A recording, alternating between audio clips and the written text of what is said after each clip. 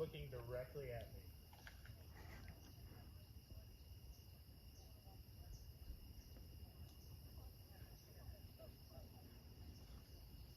Okay. Alright, well, it's just chilling here, so yeah, if you guys can find an address, there's a bunch of horses over here.